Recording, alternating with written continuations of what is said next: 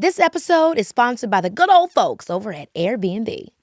This holiday season, be sure to check out the most loved homes on Airbnb by taking a look at guest favorites. Take it from me, some trips are better in an Airbnb. Now, let's start the show. I'm not doing this interview for the 150,000 people who unfollow me. I'm doing this interview for my fans who care about me, who've stuck beside me. I know that you're not gonna hold back. Don't take it easy on me. I only want to do this interview once, and I feel like this was the best place to do it. I've never been like, I'm sorry, that is too... You're gonna get it. I just don't do that. I've been meaning to get this off my chest. Yes. The whole banana, putting it in the mouth. You said, take this. What's up, listeners? Today on the show, we have our very first exclusive interview that you won't hear anywhere else. Our guest today was the center of a big controversial story last year. And today she's here to talk about her side of the story. Now, she is one of the most powerful and original voices in pop music. You might know her from her hit singles, Juice, my fave, or Truth Hurts. She's truly a self-made star who's won our hearts, won 4 Grammys, a Billboard Music Award, and a BET Award. I mean, the list goes on, as well as 2 Soul Train Music Awards. Woo! Welcome to the show, Miss Lizzo. And an Emmy. Wait a minute. What you did? Are you coming for the EGOT? I'm not coming for the EGOT. The EGOT's coming for you. It's coming for me. I have 2 of the letters. Wait a minute. Speaking of EGOT, would you ever, because this just now came to me, would you ever do theater? Because that Tony, I feel like you would eat up fast. Absolutely. I was in I got kicked out of theater in high school because I chose band. I chose marching band over theater. What? But I was in a play for like 5 days. You remember what play it was? I don't. Dang. Hotel something. But I could see you eating down on this. When you do Broadway, make sure you give me an extra seat. Comp me some seats. I want to do more like opera, like a hip opera. You have such a vast collection of musical abilities, from flute to obviously vocals. Now I'm hearing about opera. The list goes on. I can't do opera, but I like opera. I like Rosie. I'm not Ariana Grande, okay? She is. Girl, why is the Wicked thing going through my mind? Hey, that's my line. Too much. Yes, girl, I said worship. It was a war cry. Okay, it was a spiritual battle cry. You know, but that was in the script too. It was like battle cry. Like when you play. Well, that's what it's called. When you play Elphaba. What? Yes, the battle cry. You felt it, but you felt it in your Shonda. I felt it in my Shonda, whatever that is, Miss Rhymes. Anyway, Shonda Rhimes. Have you been? You look good. I was with your girl Sizzle earlier. Yes, Alana. Yes. You guys go see the movie. Go see one of them days. Just one of them days. Yeah. Wait, would you ask me? Just how you been? I feel good. This is my first interview in a long time. So I feel very honored. A, that you came on the show. Yeah. And B, that you want to talk about what's been going on, because it's been a lot, Miss Girl. I know you've probably been like, what do I want to say and when do I want to say something? So I guess the first thing I could ask is, why did you want to say something finally now? Did anything change? And specifically to you, because I know that you're not going to hold back. I know that you're going to keep it very real. Don't take it easy on me. I only want to do this interview once, and I feel like this was the best place to do it. So, yeah. The last year and a half, I needed time to process and grow as a person, because, 2023 was an amazing year for me. Yes. It was a career high. Like, we got the record of the year at the Grammys for about damn time. I was on my first arena tour, and I got to bring the wonderful big girl dancers from Watch Out for the Big Girls on stage with me every night. Like, I was literally living in my dream. And then the tour ended, and 3 ex-dancers just completely blindsided me with a lawsuit. So let's talk about that so I can get the exact facts right before we get into it. It's 2023. They come with a lawsuit, and it's a bunch of different claims about harassment, assault. Were you surprised? Did you know about it beforehand, that it was coming before we saw it hit the net? Or was it a complete blindside situation? I was completely surprised. Really? I was very deeply hurt because, these were 3 ex-dancers. So they weren't on the tour. They didn't finish the tour out with us. But even regardless of that, these were people that I gave opportunities to. These were people that I I liked them and appreciated them as dancers, respected them as dancers. So I was like, what? But then I heard all the other things like sexual harassment, and I was like, they're trying, well, I don't know what they're trying to do, but these are the types of things that the media can turn into something that it's not. You know what I mean? Yeah, you posted in a tweet. This may be a random time to say this, but it's on my heart. Cancel culture is appropriation. There was a real outrage from truly marginalized people, and now it's become trendy, misused, and miscredited. I hope we can phase out of this and focus on the real outraged problems. And this was around the same time. Was that a random post, or was this just before it hit the net? That was so random. I don't know. I don't know how things synchronize. Yeah. But there are a lot of strange synchronicities. I was just, me. Yeah, like, everyone knows that I always am very transparent on the internet. I've used social media to connect with people. I don't hold back. I'm always very, very me. So that was just me ranting or just saying my thoughts on the internet. All of this came literally out of nowhere.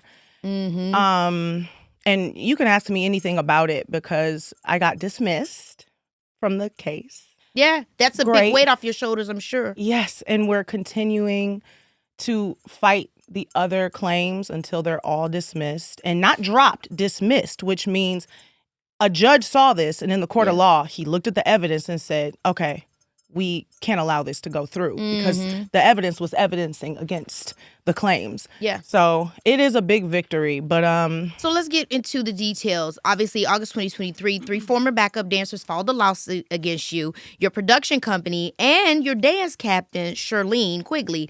They all accuse you of sexual, religious, and racial harassment, disability discrimination, assault, false imprisonment. I mean, this is a list. Creating a hostile work environment, and weight shaming. So obviously, it was dismissed. Yeah. They went through it. The judges didn't think it was real and valid. But it has to be some connective tissue. So what happened actually that made them pull this from this? I know you dismissed them as dancers, but it was no bad blood. Where do you think they're pulling that from? So when you think about what the media put as a headline, when you see sexual harassment, when you see assault, all of those things, it is like, whoa, it's very shocking. But then when you read the claims in the actual lawsuit, it's ridiculous. They're very silly claims. I could go through every single one. The sexual harassment one is really the one that upsets me the most to hear. And this was because about something with a strip club? Is that where that came from? Yeah. We went, so there's a place called Crazy Horse in Paris, France.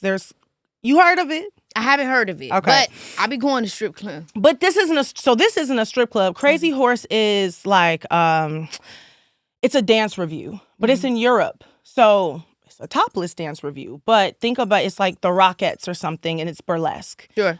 And so I've gone for years, and I always invite the performers to like, hey, oh my gosh, you should come through and watch this show, like, and get inspired. And every time I've gone, I've had my performers come and they watch the show and everything's always been fine. This time I gave like an invitation. It wasn't mandatory. It was just, hey, I'm going to Crazy Horse. Everyone's invited. If you want to come, you can come. There were plenty of people who didn't come, but then there were people who did. We watched the show. It was an amazing show. And the Crazy Horse performers, they wanted to meet me afterwards because, I'm me. And come on, Leo, Moon, or Rising. I extended that. I was like, who wants to meet the Crazy Horse dancers? And they were all like, me. They all raised their hand. So we all went downstairs. We met the dancers. We laughed. We talked. There's photos and videos of the 3 girls who are the ex-dancers who are suing me in a video with them, smiling, having a great time. And we all went back to our hotels. And that is one of the claims of sexual harassment. Do you feel like, and I'm asking you this because I also often have to think about this, when you are the boss, so to speak, and you're the same age as the people that you're working with, you see them as peers. Even though you're signing the checks, you see these people as people you hang out with, you kick it with, these are your friends.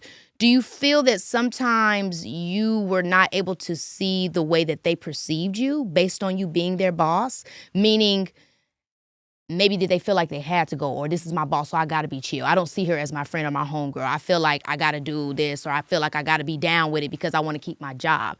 Do you think that could have ever played a part into them now feeling like what they're feeling or saying now what they've been saying? Well, I can't speak for how they felt because I don't know. But I definitely, the first half of your question, was I unable to see that? Yes, because the way that I came up, and people who have been following me for a long time know that when I even started as an indie artist, I was hiring my friends. Right. And that's how it is in this industry. For sure. You hire your friends, and if they're not your friends when you hire them, they become your friends.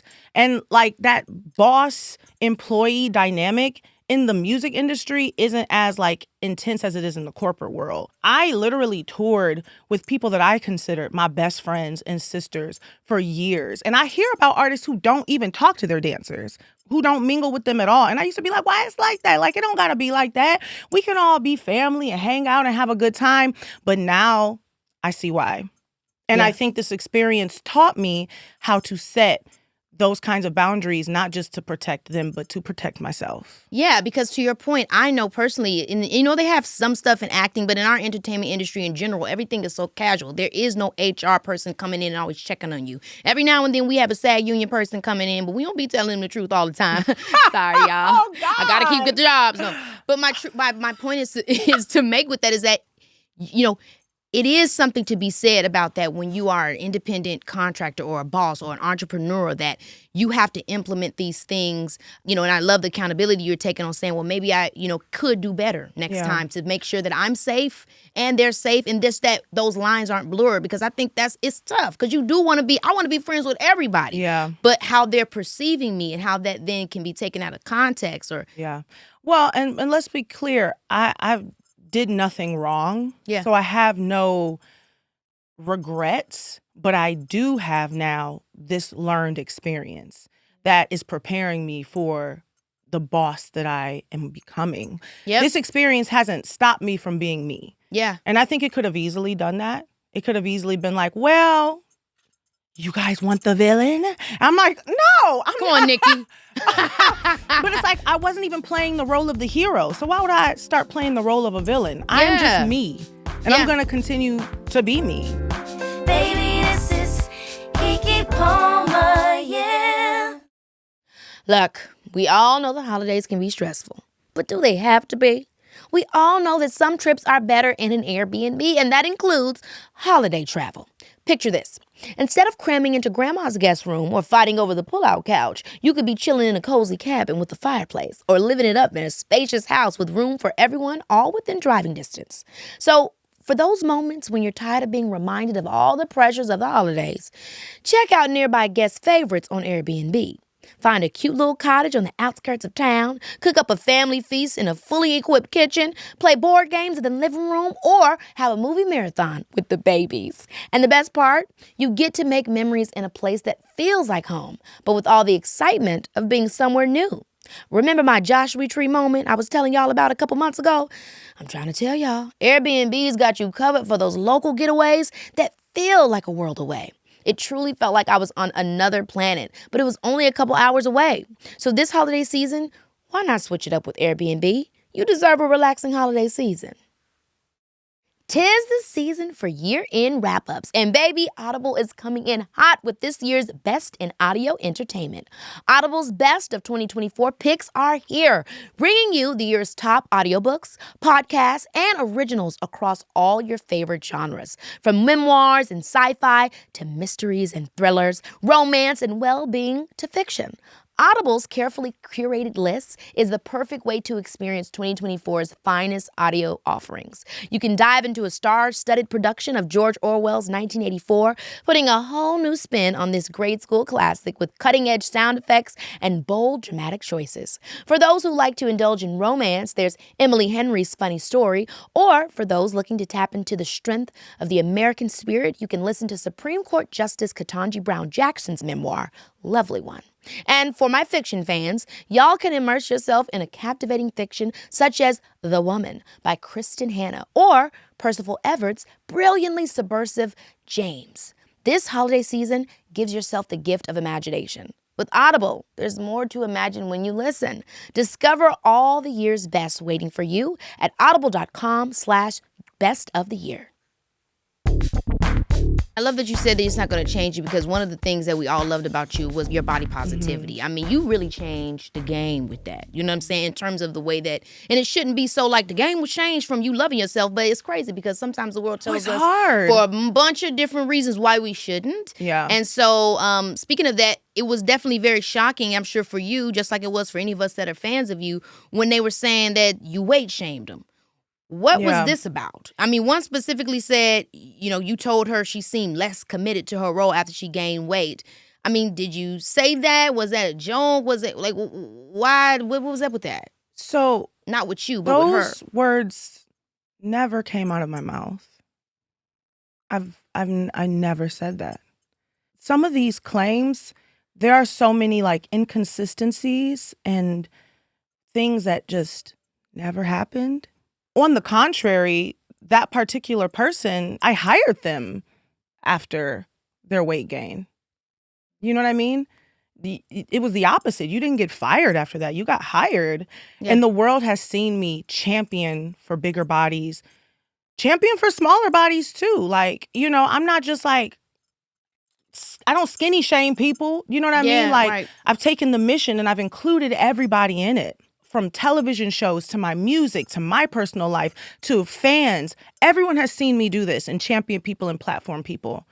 And I think it was funny for the internet, but the irony is right there, right in front of you. Yeah, and the assumption, I guess, or what they're putting out there is that it's performative, which I could imagine is hurtful to you, especially when you've dedicated so much of your career to genuinely, truly supporting who you are and other people like you.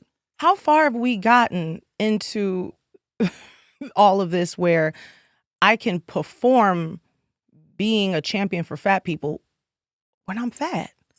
I am fat. I'm speaking up for things that I need. I'm getting people jobs who look like me. That wasn't performing. That was real. I never stopped doing that. Yeah. You know what I mean? Yeah. I never was like, all right, I'm just going to hire you for this one thing because it makes me look good. But I do think we are in a world now where everybody is questioning everything from every point, whether it's entertainers, politics, et cetera. The list goes on. Nobody trusts and nobody believes anything. Yeah. It becomes a question of your character constantly. You're trying to prove that you are who you say you are, to the point where you're like, damn, am I not? You know, it becomes so, you become gaslit by yourself because how do I show you more authenticity than just being myself? I think that's why it hurts so much, because all of these claims are literally the opposite. Like, the racial discrimination as a Black woman, being racist to Black women when I've done nothing but champion Black people. Well, one of the practice say, to this point, hurt people, that there's this idea that that based off of you having the experience as a marginalized Black woman or as somebody that is plus size, that you've, you know, in some ways have projected that onto others. And I think we got to remember that these claims are not just against me, but it was against your whole production team, your captain, the other people, and it really, they're all Black. We're all Black women, because I believe in giving Black women jobs in this industry. So what do you think is what's going on here? When you let them go, was it a drama scene? Was it like, I need my job, you know, and it was like, no, you know, or was it like, we let them go and we never heard from them? Like, what was the tea on why they would go this far for no reason at all? I'll use their own words, hurt people. Interesting. I think, I actually don't know why they would do something like that. And it wasn't just against me, it was against everyone on this tour.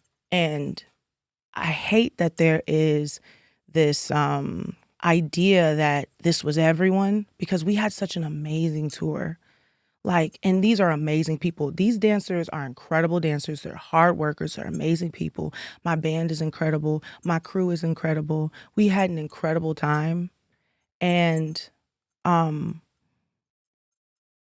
I couldn't tell you why they would do something like this, not just to me, but to everyone. Do you think you're tough? I ask because I feel like I'm tough. You know, we both talking about you a Virgo moon, I'm a Virgo sun, and I'm meticulous. I want things a particular way. I expect everybody to be on point. I, want to be able to say, hey, we need to do this and let's be objective about it. Do you feel that there is a sense of high expectations on your team that, also could have been misconstrued? I'll say this about me. I'm an extremely hard worker. Mm-hmm. I'm not a perfectionist because I think perfectionism is kind of like the enemy of art sometimes. And being an artist, like, I'm not going to get it perfect, but I want it to be good, not just for my standards, but for the 20,000 people who are going to be in this venue tonight. They deserve to see a good show. So, yeah. Are we going to work hard? Yeah. But what artists do you know out here who y'all respect don't work hard? There's a claim that somebody couldn't use the bathroom during rehearsal, but in that same rehearsal, there was another dancer who was in the bathroom during a whole run. And that's why I asked what I asked you about your team, because there's also this thing where they're coming at the captain, they're coming at the production, and sometimes if you're off and you're doing this and that, maybe you don't know back what they doing at home base. Did you take a look with yourself and say, when all this went down, what's my production company doing? What's my captain doing? Was there a moment in time that you feel you could have maybe checked the people that were working with you, handling the dancers, well, maybe they, effed up on something? Was that ever a thought, that passed your mind? If somebody had came to me with an issue with somebody on my team, if that existed, then it would be handled and dealt with. That's it. But And everybody had a great time. But then they didn't. You know what I mean, though? And that is crazy when that happens, because you're wondering, I thought we had a great time and then we didn't. Yeah. And there's no solve for that. You can't know what you don't know. But I mean, again, I'm thinking in terms of just your business. Are you still working with the same production company? Do you have the same dance captain? I've been Have anybody been removed? Had to let other people go? Here's the wild part. This happened on the last day of the special tour. We got the lawsuit hit the media the day after. The stage was still cooling, okay? Mm-hmm. And I had already planned after the tour ended to go in and work on my next album. That means that none of these people were employed after that last day in Japan. There were no more shows. Mm-hmm. So the people that I hire for my production, they go on to other jobs. Yeah. The dancers go on to other jobs. The band go on to other jobs.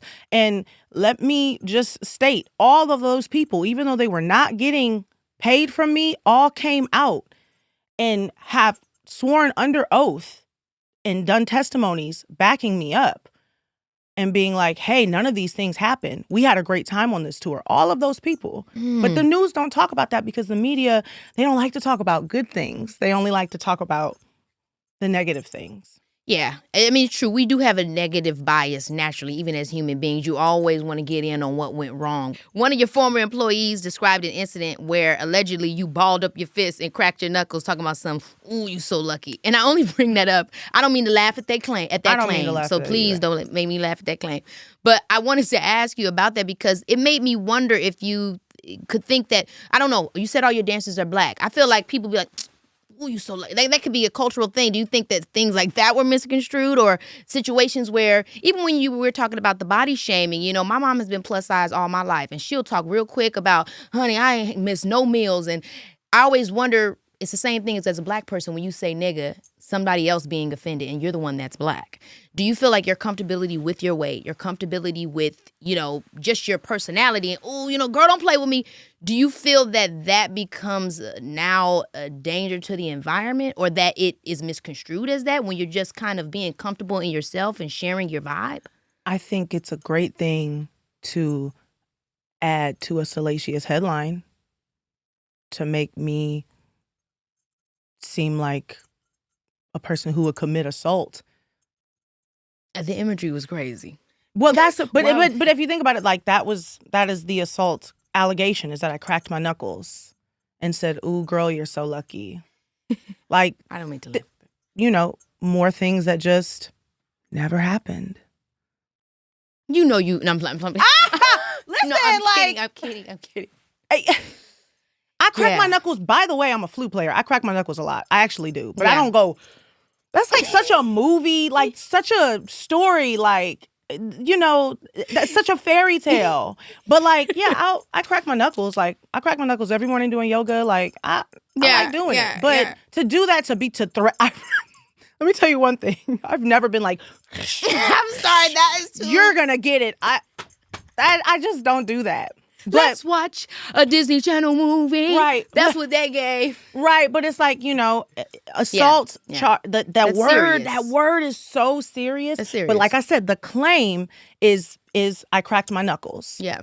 So now people think I'm beating people up because that's such an aggressive word. But really, I cracked my knuckles, and you can use that to claim that I was going to assault you. Yeah.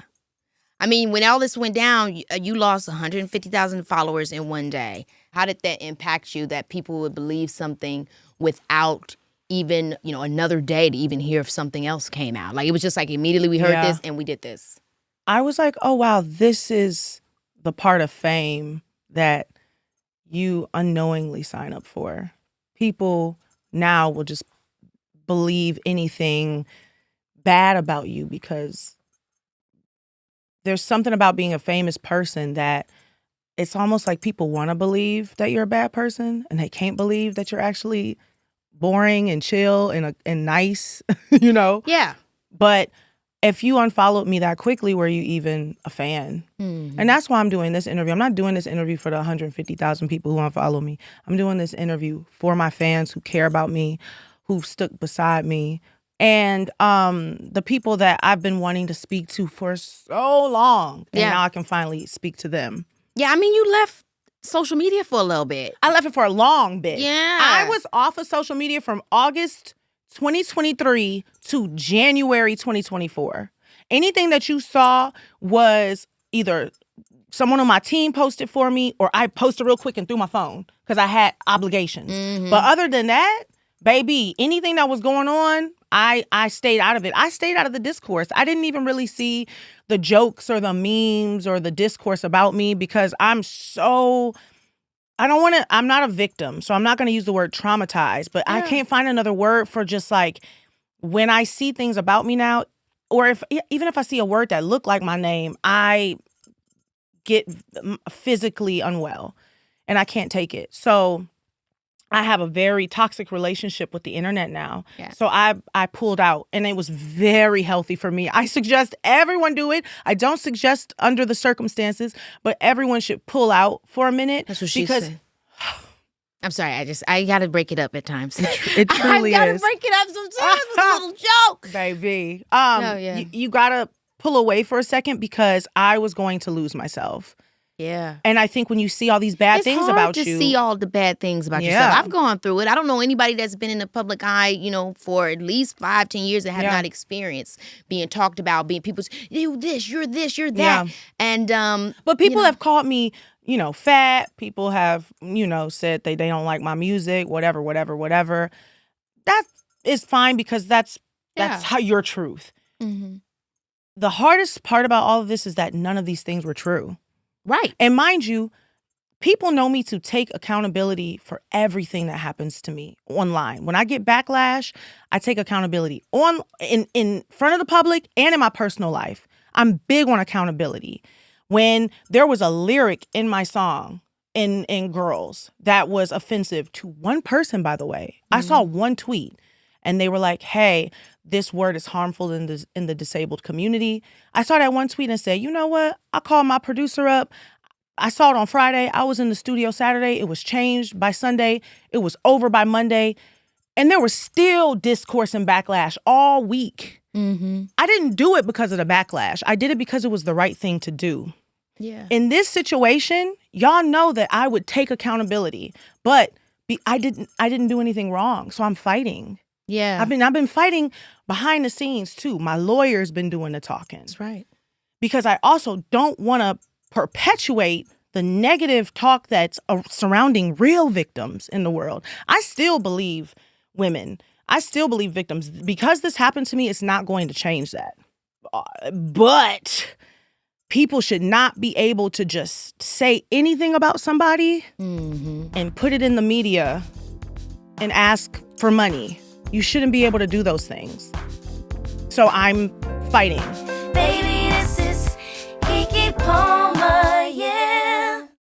As I was saying earlier, Audible's Best of the Year picks are in. And honey, I am set. Every year, Audible puts together a list of the best when it comes to audio entertainment. I'm talking top audiobooks, podcasts, and originals in all your favorite genres. The works, okay? Now my ears are immediately perked up when I saw that they listed Supreme Court Justice Ketanji Brown Jackson's memoir, Lovely One, as one of the year's must-listen titles. I checked it out, and it basically felt like I was having a heart-to-heart with the first Black woman on the Supreme Court, okay? Really powerful stuff, y'all. From memoirs and sci-fi to mysteries and thrillers, from romance and well-being to fiction, Audible's carefully curated list in every category is the best way to hear 2024's best of the year in audio entertainment. Audible. I mean, there's more to imagine when you listen. Go to audible.com/best of the year and discover all the year's best waiting for you. How do you feel like that has impacted you creatively? Because when we go through things personally, we're dealing with emotional stuff, it affects our art. How soon after this did you feel like you had something you wanted to write about or a song you wanted to create or even just to sit down and play your flute? Was that on pause or was that a coping mechanism? Were you just like... With Sasha was like, hello. I was in the studio immediately. Really? Wow. I was in just to give you a little timeline. I was in Japan for the first time in my life, and I was like, I'm staying here for a minute. I had always planned to stay there for a minute. No phone, just in the forest of Kyoto. I landed in LA. I went straight to the studio. I've written so many songs that the world will never hear. Because I was angry. Yeah. And I was hurt. Rightfully so. But music saved my life. Straight up. Because that period of my life was... I'm not going to cry. I said I wasn't going to cry because I'm not a fucking victim. We can't just be strong all the time. And it's okay when you get your feelings hurt. God, like, that period of my life was very dark because of the feeling of betrayal. Not because I was like, oh my God, like, I did something wrong. It was like, no, like, the wind was knocked out of me by people that I cared about. And even if it wasn't like you was my best friend in the whole wide world, I hired you. You know, I believed in you. And to feel betrayed on that level was like deeply earth-shattering. And then the betrayal from the public, where they were just like, well, we believe it. You know, we've known you for 5 years and we've seen, you know, how you stand up for, you know, marginalized people and bigger bodies and Black women. But you know what? We don't believe you anymore. I was like, oh, okay. Valid, fair, I get it. And then the betrayal from the media. Because the media, all they had to do was read those claims and see, we're not going to do our girl like this. This is ridiculous. But instead, they beefed it up. And they made salacious headlines to sell clicks. And that's what's heartbreaking. Because here's the silly part about me. I'm such a trusting, naive person. I was talking to my therapist about it, and she was like, I'm sorry. She was like, you have the assumption of good. Why do you think that if people knew your heart and truly knew who you were, they wouldn't say these things about you anyway? And I had to sit back and go, oh, wow. I just feel like everybody like me. So I had to learn, a little bit of my innocence is gone and a little bit of my free spirit is gone for sure. Because that kind of like mass betrayal it's hard for any person to take. I feel like you understand. I understand. And I know that a lot of times people see what we do and it feels so far away from you. You know, feels like, oh, well, you guys are, you know, and I get it. And I'm not trying to say I don't have a great time doing what I love and being, you know, Keke Palmer or Lizzo or whatever that means to you. But, you know, you give what you have and it's all you got. You know, and whether that's made you famous or made you money, you know, it's your heart's in that. Girl, I worked so hard to get to this place in my life. I know, me too. And it's like, I fucking slept out of my car and I didn't know where I was going to get my next meal. And I've been through so much pain and loss, and I just try to work through that pain and loss and bring joy to the world. That's it. That's all I try to do. And that's why for a whole year I didn't even get on the internet like that mad. I wasn't petty on the internet because I don't even want to bring, even if my pain is valid, that's not my ministry to bring it to the world like that. And that's so why I kept it. I internalized it. I ate that shit. You have to just suck it up because it's not for me to defend myself. God has to handle my battles for me. And let me tell you something. My God, and that's a capital G, Jehovah Jireh, Jehovah Nisi, Jehovah Shalom. Because they like to front on us famous people. They'd be like, you be praying with a lowercase g. No, my God is capital same G. man, y'all. Yeah. Okay. Jesus got my back. I'm Jesus good. Is Let me tell you. Let me tell you, Mama Kirkwood, my great grandma, she prayed over me. Like I do feel like I'm gonna be okay. Yes. I feel like I'm going to be okay. But, this lesson was just massive. And I can't even hold you. I love the version of me that came out of all of this. I really, really do. And I feel like you feel me on that. Like I do, because these things change you. And again, everybody knows what it's like to be betrayed. Maybe our situation is unique, whatever. I don't feel like I'm any more better than anyone else. This is just my job. This is something I do. It gives it a different platform, a different perspective. Mm-hmm. But we all know what it's like to be hurt and for people to not, for us to feel dehumanized. Mm-hmm. And oh my gosh, I don't get the opportunity to just be a nuanced person. And that hurts. You can feel it from being just a Black person, from being a woman, from being a queer person, from being an entertainer, whatever that is. Everybody knows what it feels like for people to say, you're not valid, you're void, you are now a one-dimensional character. Woo! And it hurts. I think that the world put this happy-go-lucky persona on me, and I've never gave that. Like, sure, I have songs that are very positive, but they are about finding the positivity in darkness. It's never just, and I'm happy because I'm happy and I feel good as hell. It's, no, he don't love you anymore. Walk your fine ass out the door. Baby, do your hair toss, check your nails.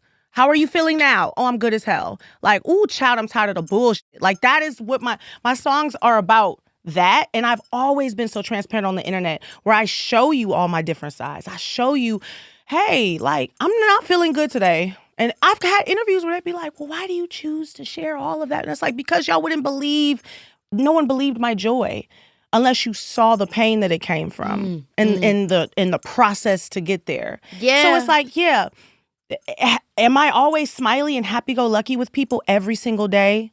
No. I'm not. Yeah, it's not. I'm a human being. Some days I need my space. Some days I'm depressed. And if you met me through 2018 to 2021, I was severely depressed. And I was working so hard through it all because becoming famous while being like a super hard worker, like you work really, I've been working hard since 2000, when did Lizzo Bangers come out? 2013 or whatever. And you take that hard work ethic, going from bar to bar, selling your own merch, driving in your own car, being your own tour manager. You do that, and then you add fame on top of it, it quadruples. So I was under extreme pressure. A day in my life would be like 6 a.m. to 2 a.m. That's right. I was doing 3 separate meet and greets. I had to do rehearsals. I had to do sound checks at my own show. And I had to do interviews all day. And I'm so grateful. Yeah, you was I really am. for your dreams. But does that mean when I interacted with this person once, I wasn't, oh my God, can we be best friends? Yeah, it means that some days I just needed to be alone. And if you were in my personal space and I didn't give you the best friend experience, I'm human. You can't sue somebody because of that. Wow. Girl, there's one more thing we need to talk about before we move on. Because let me tell you, like I said, I'm talking about this with you and you only, and I'm never talking about it again. This is the least interesting thing about me. It really is. But we got to talk about the banana bar because I've been meaning to get this off my chest. Yes. The whole banana, putting it in the mouth. You said, take this now. So, Banana Bar is a very popular bar in Amsterdam. Yeah. And it has exotic performers. I went on my own because I was in Amsterdam. Mm-hmm. And I was like, man, I'm finally get to check out Banana Bar. Everybody been talking about it. Yeah. I was chilling. There's one person who she's a dancer. She's also my friend. They were at a birthday dinner. And I was like, for one of the background singers. And I was like, oh, she was like, what y'all doing? And I was like, oh, I'm about to go to Banana Bar. What y'all doing? She was like, oh, we had a birthday dinner. And I was like, what y'all doing after? They're like, we have nowhere to go. And I was like, what? It's your birthday. You in Amsterdam. You got nowhere to go. Come through. I invited. I did not know who all was coming. They hit me back. They were like, 17 of us want to come. I was like, oh, okay, pull up. That's my nature. Yeah. If I hear people want to have a good time, I'm like, hey, come through. Everybody came through. We had a great time. There were moments because the performer is very consensual, but she's also performing. So she'll ask you, she'll be like, would you like to do this? Would you like to do that? If you say yes, you do it. If you say no, she's like, okay, moves on. So that was happening all night. And there were moments where there was some wild stuff that happened, but everybody had a great time. Everybody had a great time. So there was no moment where you was, because just to be clear, the plaintiffs of the lawsuit claimed that you took them to a strip club in Amsterdam and you began inviting them to take turns touching the new performers, catching dildos launched from the performer's vagina, and eating bananas from the performer's vaginas. So was there any moment, let's set the atmosphere, we in there together, like, girl, you better take that, There was nothing like that. So let's rewind to the first half of this sentence. I didn't take them anywhere. They came to the club I was at. And it was no mandatory invitation. And I didn't even know that those two particular dancers were coming. Mind you, only two of them came, even though all three of them said they did. It was only two. I didn't even know they were coming. But I don't know the future, so I'm not going to be like, hey, you two, get out of here. Like, I was You're like. not going to say. Right. Raven Simone. No, you two got to go. No, I was like, come through. Like, and was it a fun environment in a bar where everybody's lit and everybody is excited about the things that were happening? Yes. What happens in Banana Bar? Well, don't stay in Banana Bar. Clearly, it comes out for the world to see. But it was one of those experiences where it was very consensual. And I have to stress how consensual it was because this bar has been like this since 1945. If they were doing things non-consensually, they would have been sued. Right. Going back to that thing I was saying earlier with the whole, boss employee scenario, even if you don't see yourself being overly like, I'm the boss, they may see you that way. Do you feel, looking back on the situation, that maybe your casual, like, bar personality could have been misconstrued as, I got to do this because this is my boss, just because that's how they're seeing it? Honey, the boundaries that I have now are as wide as the ocean. I don't think that people who I employ should even be privy to how I am in a bar at this point. I think that this experience taught me healthy boundaries. But to be real with you, it was such a fun night. Yeah. And everyone. But what you're saying is so important because I think there's a time where there's a difference between having boundaries and professional boundaries and thinking you're better than other people. And I think sometimes we've gotten them conflated and it's made us have no boundaries. Where it's like, now I'm just being hella cool in every way, in which way, because I want people to know that I'm not doing too much. But it's like, maybe we should do a little bit more, And I think it's nuance. And it's a new conversation in this industry. But I'm not going to change the fact that I want life, to any entrepreneur, I think this is an important conversation. That's so if you're starting a business. Bosses. Yeah, bosses young all bosses, around. Think about that relationship, that professional relationship, even if these are your friends or these people are your age and you really like them. If you are in a position of a boss, I think it is important to think about it this way, because you might find yourself in a situation where you don't even really know that that's how that person feels, or now maybe that wasn't how they feel, that they're going to say that's how they feel, or which way is which, all because you was trying to be down and be cool with everybody. I really was, because that's just the world that I know. I was, but I don't think that's going to change about me. Yeah. I think that I'm still going to have a very like family style feel. Yeah. However, there's just things that I know now that will keep me safe and them safe. That's right. Being in bars. And even when I didn't invite you to the bar, if you show up, you know what I mean? what to do in those situations as a boss. Yes. Which is important. It is, and I'm learning too. Amen. So I would love to talk to you about what this new music is. Yeah. What is on the new horizon? What else we're going to get from you? Yeah. Exclusive. My album is done. I'm so happy. People thought that I was on a gap year, but Mama was working. Mama was in the studio. Mama was Mama was writing lyrics, melodies, and limericks. So tell me, because what is going to be the tone? Sonically, are we still keeping it upbeat? Are the conversations still going to be like what you said, joy, but about the alchemization of hard times? What are the vibes that we're going to get into? I think that's always been my ministry, is to just I'm an alchemist. It's when there's hard times, how do I turn this into something positive and not toxic positivity, which is this new phrase that's out there, but which is, I would say, more unrealistic positivity. But it's just more like, hey, what you gonna do? Let's talk this out. This is saving my life. So a lot of the music is me talking things through, but I kind of had a breakthrough halfway through. I have a lot of angry songs, a lot of dark songs, a lot of moody songs, a lot of sad songs. And then somewhere around February, I had a breakthrough when I was just like, I remembered my purpose. It's to remain true to myself, be who I am, and continue to bring that in my art. So I'm putting everything in the art.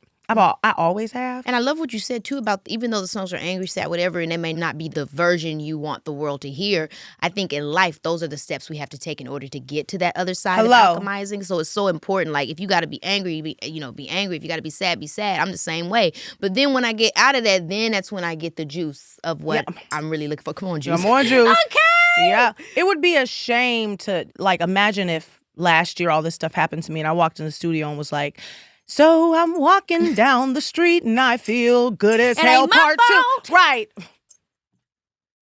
I'm sorry, I like singing your songs. Keke. I went too far.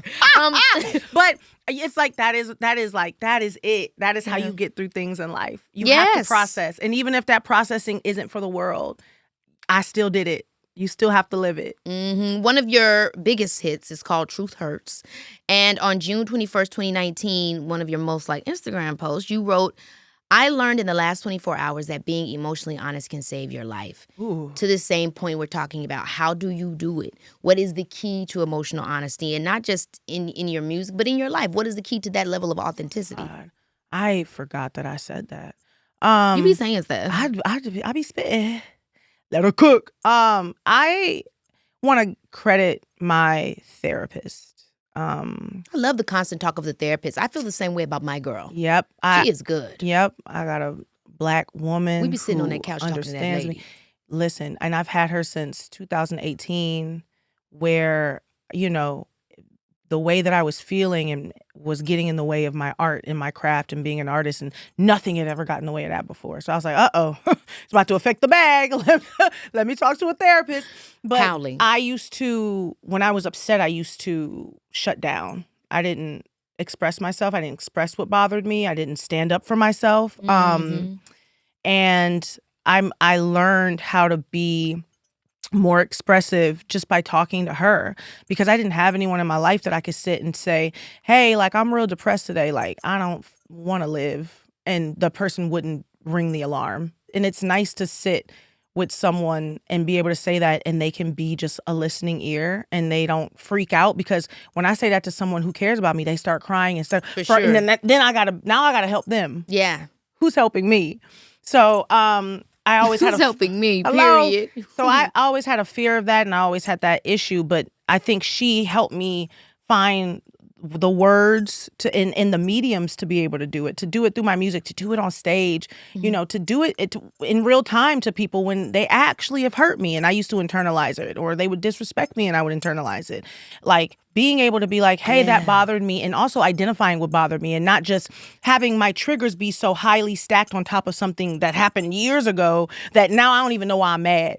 You triggered me with this little thing, and I'm like, but when the 5th grade, no one paid attention to me, and now and it's like, girl, clear them triggers out, heal that, so that you can just identify your problem in real time, you know? So I've been working on that for years, and I think that it is life-saving.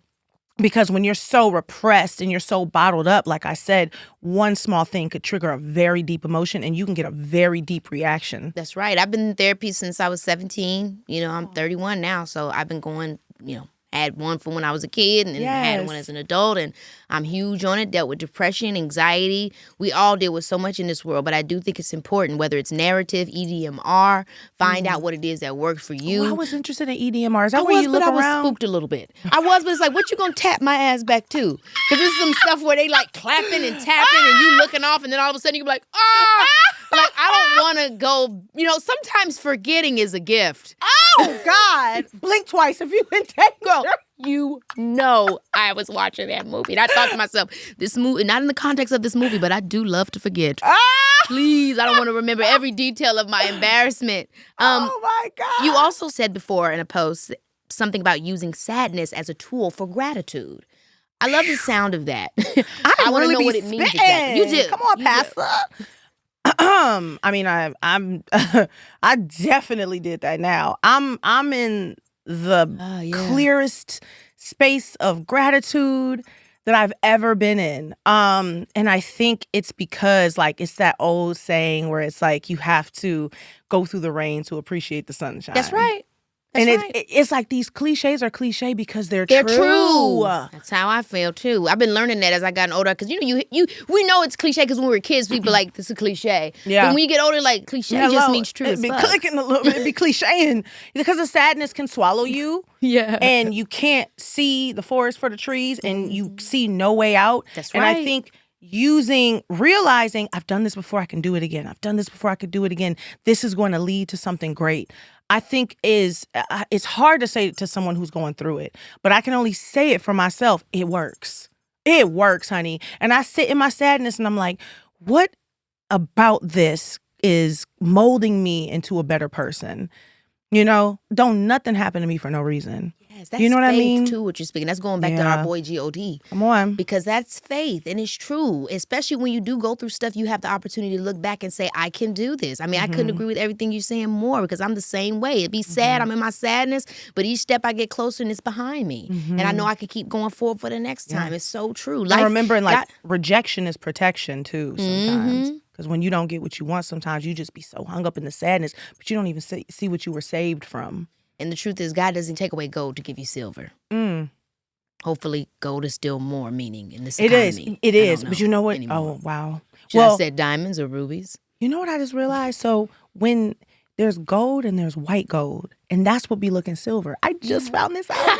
Because they'll be like, you want gold? And I was like, no, I want silver. And they'll be like, you mean white gold? I was like, oh, excuse me. Just give me the shit. No, I'm playing. You know what I'm talking about. Sometimes they get so much, and you be like, look, I don't know. I'm new to the money. Okay, the chorus of Juice goes, it ain't my fault that I'm out here getting loose. Gotta blame it on the goose. Gotta blame it on my juice, baby. What were you trying to say at the time? What does it mean for you? Is it simple? That song, I really hate to say this, but it is really about nothing. But you know, SZA says that same type of thing to me. When she told me The Weeknd was a complete joke song, I was like, what? Oh. She was like, I was just being funny, making a pun. SZAlations, she's a philosopher. Y'all both be doing that. Nah, let me tell you, this girl is my favorite songwriter. She actually is my favorite songwriter. She is she got so mad when I said this on Kai Cenat, but I'm like, you are the artist of our generation. We love you so much. I mean, she definitely is really beloved. And when I think about Control, just thinking about obviously she's had even greater records after this, but I just think the entrance of that is very representative of what you said because it really shook us. We all was like, somebody saying something. And I'm not trying to say other people don't say something, but it just hit us in a particular way. Yeah. But I also feel that way about you too. I think you're such a remarkable artist. And I feel like even with this moment in your journey, it's speaking to something bigger. So many themes that we all are feeling, whether it be betrayal, not being seen, having to move forward from difficult times, not allowing other people's perception of you to be a perception of yourself. I mean, people are dealing with this on a day-to-day basis, whether they're, as big of a star as you or not. So I think it's just going to continue to propel that story and your ability to empower others forward. I mean, and there's some really deep moments on this album, and I hope that people understand how much I think about these lyrics and put so much into it and obsess over it and obsess over the music to make sure that it's just right. I'm not going to say perfect, but that is just right. But also there's a kind of sloppiness to some of these songs that I don't allow myself to do that I hope the listener appreciates and the fans appreciate, to feel like they were with me in some of these like deeper moments. I'm very excited to hear his album. I know you maybe don't. Do you have a date that you can let us know when we're gonna get it? I mean, maybe I'm digging too much. Honey, you're gonna have to wait and say. Let me just tell you, like 2024 is girl, has somewhere to go. Okay. 2025, we live. I love 2024. I got somewhere to go. 2025, we live. Yes, and I know the visuals are gonna be amazing because you changed my life with your visuals. Like, oh, what? Oh my gosh, I love your visuals and just like amping up the storyline. Give us a narrative. Give us something to follow. So I'm very excited to hear this new album, and I'm really, really, really happy that you came to hang out with me and talk to me. I feel like we got to do this more offline. I know. I was because, like, girl, you're a lot of fun. Oh, I'm so fun. I'm fun when I'm out, but let me tell you, for the most part, I'll be in the house. Well, you sound like you like to drink. With blame it on the goose. Are you really a goose drinker? Like, I'm not a goose drinker. What do you be drinking? I'm a tequila girl. I'm a tequila girl. Period. Hands down. I'm a Shaquila girl. Well, now what's tequila? Champagne and tequila.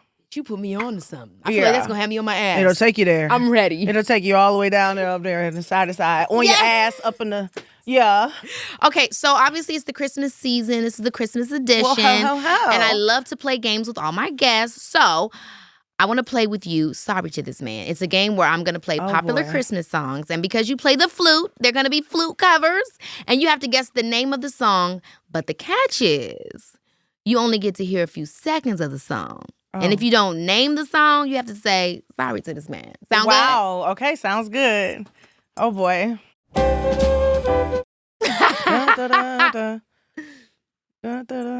These are Christmas songs? Christmas songs. Give her another bit. Oh, Jingle Bell, Jingle Bell, you Jingle Bell. got it, girl. I know, but the problem is that was the bluesy, jazzy version of it. So it wasn't the same exact notes. They used a whole different. She's giving you guys a critique. So take it. Jingle Bell, Jingle Bell, Jingle Bell Rock is the major. That was like a slightly minor. Oh my gosh, she's reading my. But anyway, keep going. I lived for that read. Okay, next one. Oh my God, All I Want for Christmas is You. I don't know. Come on. Can we just make that the national anthem at this point? It's become that. Yeah. Like, it's actually become that. I'm tired of playing around with her. Like, Child. she's the one. Give it to Mariah. Give her a thing. Give her everything. Yeah, take me. Okay, next one.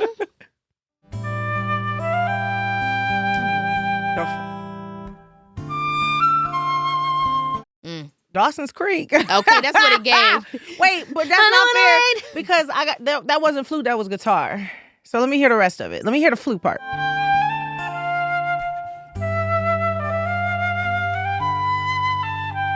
This ain't good to me. That's not a good melody. That is this. They're riffing. Wait, yeah. keep. Yeah.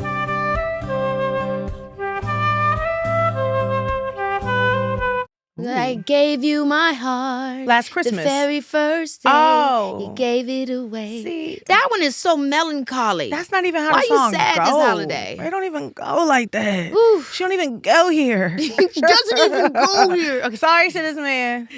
Had to. Next one.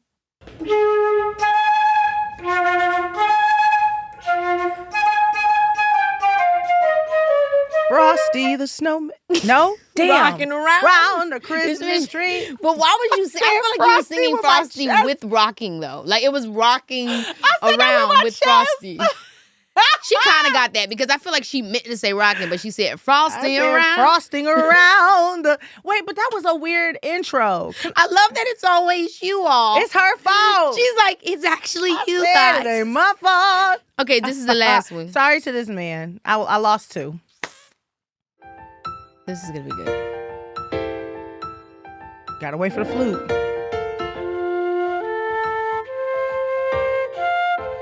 Have yourself a Merry Little Christmas. Yeah! Come on now. My girl knows music. When you give me the melody, I can... The shade to the team. Are you guys receiving this? I'm just kidding. Last question. This is just a fun one for me because I love the holiday. What's your favorite Christmas movie, girl? Oh, wow. That's hard, right? Ooh, I love this question. Favorite Christmas movie. Give me a second, because I thought it and then I forgot it. I'll name a couple of mine. I love A Diva's Christmas Carol. Oh, mine is so old school. I don't know that one. It's Vanessa Williams, and she's literally she was like a diva back in the day. She used to be a part of a group, and she's like Scrooge. It's a take of Ebenezer Scrooge, and she's so good at it. Very good. Oh, wait a minute, I remember that now. Yes, and she'd be like, "Oh my gosh, what's her song? Oh my gosh, she has a song.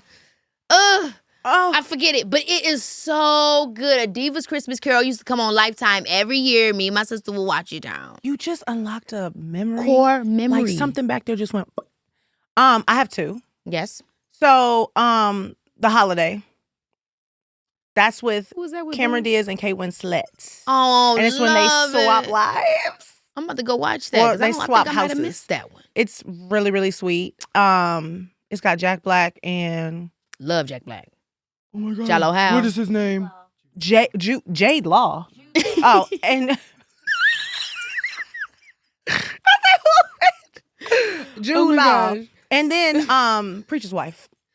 Okay, come on, Preacher's Wife. I love that one too. Yeah. Oh my gosh, our girl Whitney. If there's snow, it's a Christmas movie. That's right. I also love Santa Claus. Tim Allen. Come on. Oh yeah. How does he do it? Is that how he do? I'm so bad. I'm bad at impressions. I literally cannot. Oh my gosh, thank you so much for coming on the show. You're absolutely amazing. I could honestly talk to you for like 2 more hours. Yeah. Maybe you should just come often. When the album comes out, will you come and give me the first play? Oh, I would love that. I would love that too. Listen, they want the Joe Rogan of the left. Ladies and gentlemen. I actually live for this.